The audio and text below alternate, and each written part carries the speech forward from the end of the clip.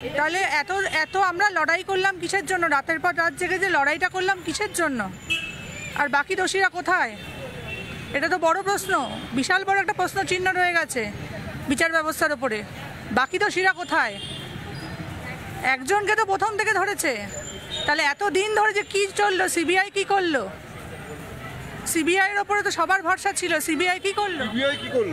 সিবিআইয়ের ওপর থেকে আস্থা আমাদের হারিয়ে গেছে, কারণ এই সামান্য একাই সঞ্জয় রায়ের এই জিনিসটা করা পক্ষে সম্ভবই নয়। সেই জায়গা থেকে সিবিআইয়ের ওপর আমাদের হতাশা, আমাদের কোনো রকম আশা রাখতে পারছি না। আমাদেরও সন্তান আছে, বড় হচ্ছে, এরকমভাবে চলতে থাকলে চিন্তার বিষয় প্রচণ্ডই। অবশ্যই দেখুন, সঞ্জয় রায়কে বলির পাঠা করা হয়েছে, তার পিছনে কোনো রকম কোনো নিশ্চয়ই উচ্চপদস্থ কারুর হাত নেই বলে তাকেই সিবিআই হোক, পুলিশ হোক, আমাদের রাজ্য পুলিশ আটকেছে। কিন্তু এটা সঞ্জয় রায়ের একা করা কিছুতেই সম্ভব না। যেভাবে অভয়কে হত্যা করা হয়েছে 9th আগস্ট, তো আমরা মনে করি তারপর 14ই আগস্ট আমরা করেছিলাম, মানে সবাই মিলে প্রতিবাদ করেছিলাম। সেই প্রতিবাদের বিচার যে শেষ পর্যন্ত কালকে যে রায় আমাদের লোয়ার কোর্ট দিয়েছেন, সেটা আমরা কিছুতেই মানতে পারছি না। আর সারা যাবজ্জীবন কারাদণ্ড দিয়ে কী হবে? এটা তো কোনো রায় হলো? আর বাকিরা কোথায়? তাদের শাস্তি কবে হবে? আমরা সেটাই জানতে চাই। বাকিরা কোথায়? বাকিরা হয়তো বাকি হয়ে গেছে, বাকির খাতাতেই চলে গেছে।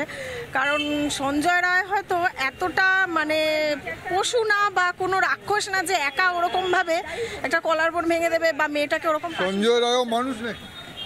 না না, ওকে মানুষ বলা, যে বলবে সে অমানুষ। কখনো সে মানুষ হতে পারে না। হতে পারে যে এরকম একটা ঘটনা ঘটেছে, তবে সঞ্জয় রায় একা নয়, তার সঙ্গে অনেকে আছে। তারা কোথায় গেল? তাদের বার করতে পারছে না। সব সেটিং, এটা মনে রাখবেন। এভাবেই চলবে আমাদের জীবন, আমাদের পরের জেনারেশন বোধহয় এভাবেই চলবে। এই তো আজকে খবরে দেখতে পেলাম, কালকে একটা মেয়েকে 12 তারিখে মিসিং, 8-এ পড়ে, নাবালিকা, তাকে মাটির তলে খুঁজে পেল। কেন হচ্ছে এগুলো আজকে পশ্চিমবঙ্গে? এইভাবে মেয়েদেরকে বিচার হয়েছে? শিপ্রা ঘোষের বিচার হয়নি তো, কোথার থেকে হলো? কামদুনির বিচার হয়েছে? তারা তো ছাড়া পেয়ে ঘুরে বেড়াচ্ছে রীতিমতো। ওই মেয়েটি তো আমার মেয়ের সঙ্গে একই সঙ্গে এক কলেজে পড়তো না, ওরা একই ইয়ারে ছিল। তাহলে কোথায় গেল? সেই বিচার হয়েছে? তারা দিব্যি ঘুরে বেড়াচ্ছে। তার ভাইদের মাকে সবাইকে তুলে নিয়ে চলে গেল কামদুনির থেকে। টাকা দিয়ে সব হয় না। টাকা দিয়ে সব হয় না? কি বলছে? হয় না, টাকা দিয়ে সব হয় না। কি বলছে? টাকা দিয়ে সব হয় না? টাকাতেই তো বিচার হেরে গেল, টাকার কাছে, পাওয়ারের কাছেই তো বিচার হেরে গেল। নিরাপত্তা কোথায় আমাদের? আমাদের বাচ্চারা, যে আমার যে মেয়ে বড় হচ্ছে, আমি কি বলতে পারবো সে ভবিষ্যতে খোলা আকাশের নিচে সাবলীলায় ঘুরে বেড়াতে পারবে? আমরা কি ছাড়তে পারবো? আমি কি ছাড়তে পারি?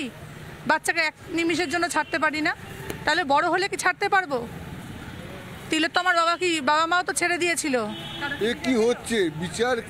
যে নিজের জায়গায় এইভাবে মৃত্যু হলো। অভয়া তো একটা বাড়ি ছেড়েছে, আরেকটা মন্দিরে ঢুকেছিল।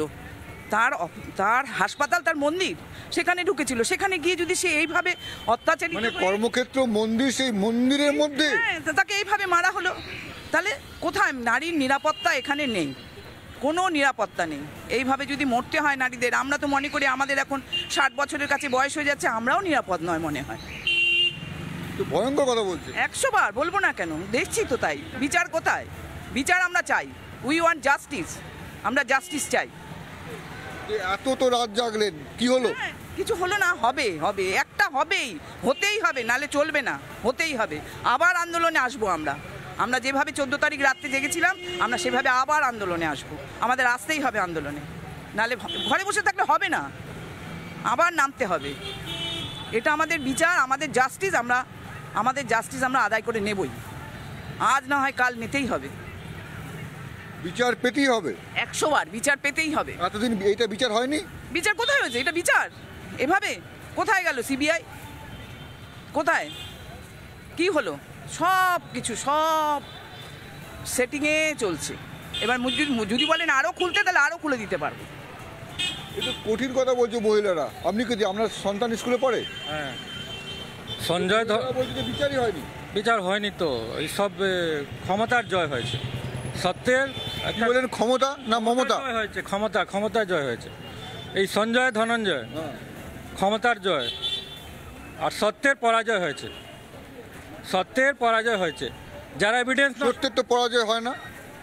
আজকে মানে ওই বিচারটা পরাজয় হয়েছে।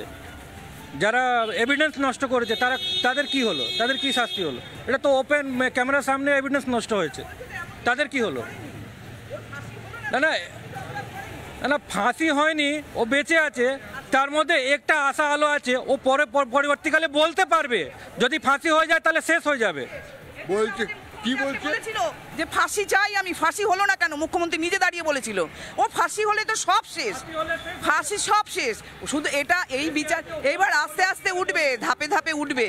শুধু এই লোয়ার কোর্টে কিচ্ছু হবে না, এরপর আরও আছে, হাইকোর্ট আছে, সুপ্রিম কোর্ট আছে। এটা তো কেউ আশা ছাড়ছে না। হ্যাঁ, ফাঁসি না হওয়াই ভালো হয়েছে, আমাদের আশার আলো আছে তাতে কিছু।